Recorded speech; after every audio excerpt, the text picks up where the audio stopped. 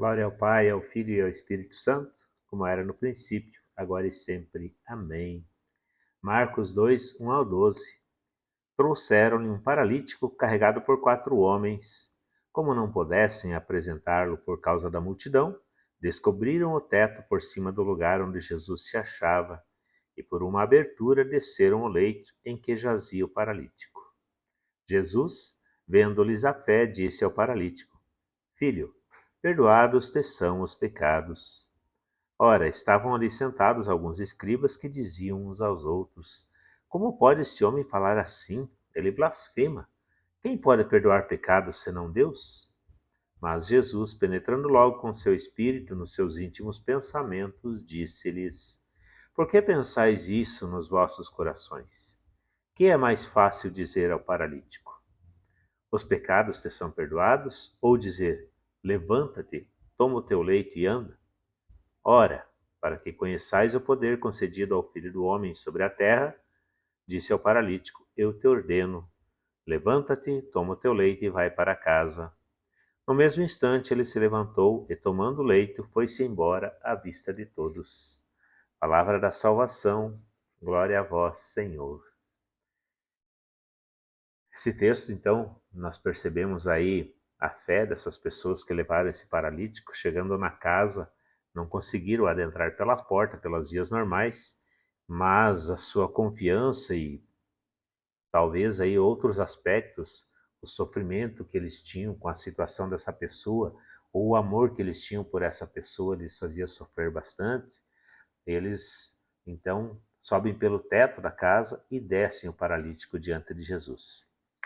Isso tudo São Marcos relata esse acontecimento, com certeza para nos mostrar também que nós temos muitos impedimentos, muitas barreiras, muitas limitações que são causadas pelos nossos pecados, pelos nossos próprios pensamentos. Somos muito ignorantes a respeito da ação, do poder de Deus e do amor de Deus em relação a nós. Muitas vezes achamos que todo o mal que nós sofremos nessa vida é, no mínimo, uma permissão de Deus, ou quem sabe até mesmo o desígnio de Deus, né? Temos o costume de nos referenciar com as dificuldades, com a cruz que recebemos para carregar. É claro que temos as cruzes, mas muitos males, muitos sofrimentos são causados pelo nosso pecado. Nosso pecado é as situações em que a gente erra o caminho, erra o alvo, erra os passos que nós devemos dar segundo a vontade de Deus. Então, quando nós tomamos caminhos errados, erramos os nossos passos, erramos os nossos objetivos, aqueles objetivos pelos quais a ciência e o desígnio de Deus nos criou, nós erramos o caminho, nos afastamos do caminho e surgem então as barreiras, surgem os sofrimentos, surgem as dores. Todo mal no mundo é decorrente do pecado, seja do pecado individual, seja do pecado coletivo, do pecado social, mas sempre que acontece um mal é em vista de algum erro que alguém comete. Nós temos que ter essa ciência.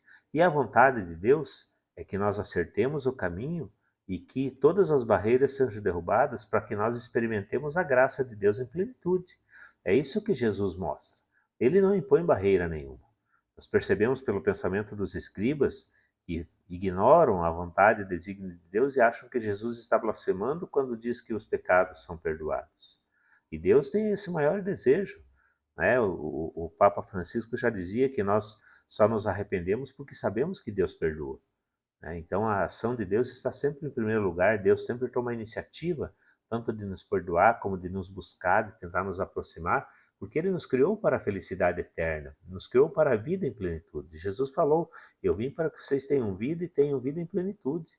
E aí, nesse acontecimento, Jesus mostra isso, mostra essa realidade, acolhendo esse paralítico, perdoando seus pecados e depois, com a sua palavra, com a sua autoridade, ordena que ele se levante, que ele ande.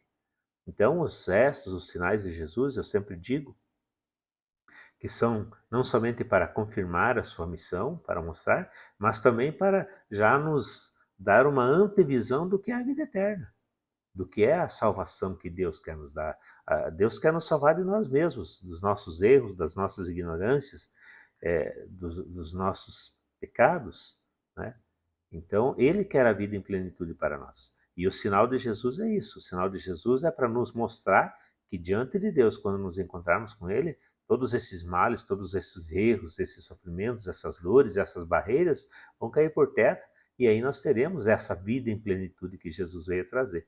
Mas que nós já podemos ir antecipando aqui, buscando viver, buscando compreender e buscando viver de verdade, né, na obediência à palavra de Deus e os mandamentos de Deus. Que o Espírito Santo nos ajude, nos ilumine, nos conduza e nos fortaleça nesse dia. Um ótimo dia para você. Deus abençoe.